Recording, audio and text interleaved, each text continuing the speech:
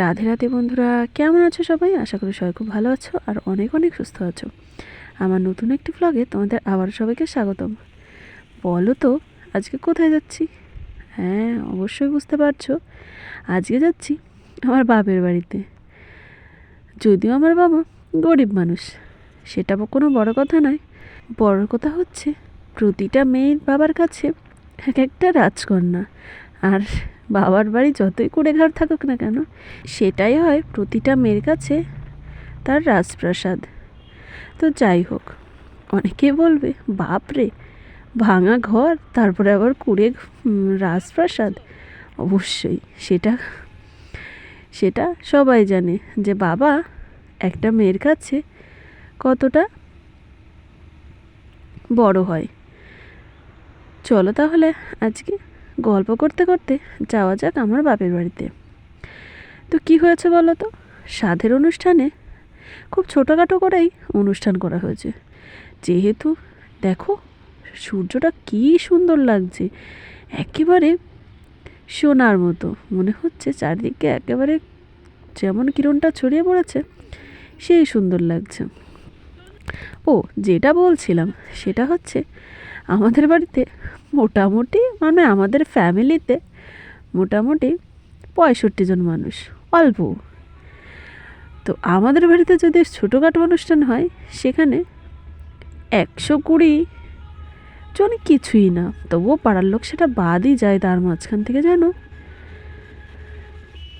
ছোটোখাটো অনুষ্ঠান মানে আমাদের বাড়িতে 120-25 জন হয়েই যাবে।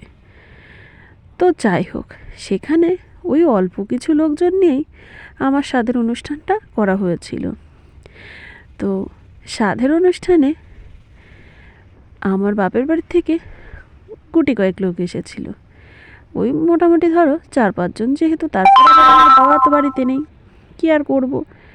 দেখো এখন বাড়ি যাচ্ছি, কুয়াশায় দেখি পুরো অন্ধকার হয়ে আসছে। তো এই মাঠের যে প্রকৃতিটা আমার তো খুবই ভালো লাগে, আমি তো একেবারে ফিদা। আর রাস্তাটা এত সুন্দর করেছে সেটা ভাবতেই পারিনি। চারিদিকে দেখি ধান কেটে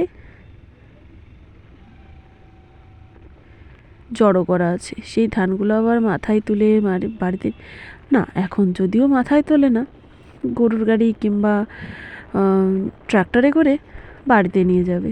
এই ধানগুলো যখন ঝাড়াই মাড়াই করে ঘরে তোলা হবে তখন কতই না সুন্দর লাগবে যে ধানের গোলাগুলো। তো যাই হোক, এখন আর সেরকম জাঁকজমকপূর্ণভাবে হয় না, দেখাও যায় না। কারণ হচ্ছে ওই যে এখন যে মেশিনগুলো হয়ে গেছে, বাড়ির থেকে মাঠের থেকে একবারে বিচুলিগুলো আলাদা করে দেওয়া হয়, ধানগুলোকে আলাদা করে দেওয়া হয়, একেবারে পরিষ্কার।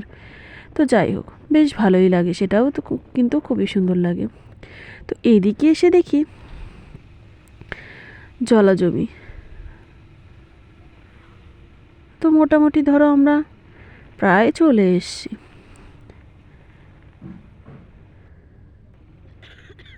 এটা হচ্ছে আমাদের বাড়ির যাওয়ার রাস্তা। রাস্তাটা এত সুন্দর, তোমাদের এর আগেও দেখিয়েছি, যদিও এখন আসার সময় পাবো না আর আসতেও দেবে না মা, যেহেতু আমার 3rd ট্রাইমেস্টার চলছে সেহেতু। তো কী আর করব, ঠিক আছে, ওই জন্য এখনকার আজকের মতো দেখে যাচ্ছি।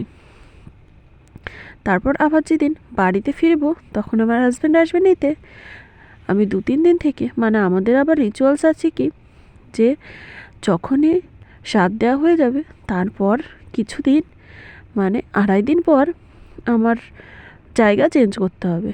তো সেই জন্য আমার হাজব্যান্ড বলল ঠিক আছে চলো তাহলে আজকে দিয়ে আসি, আমি আবার কিছুদিন 2-3 দিন পরে গিয়ে নিয়ে আসব।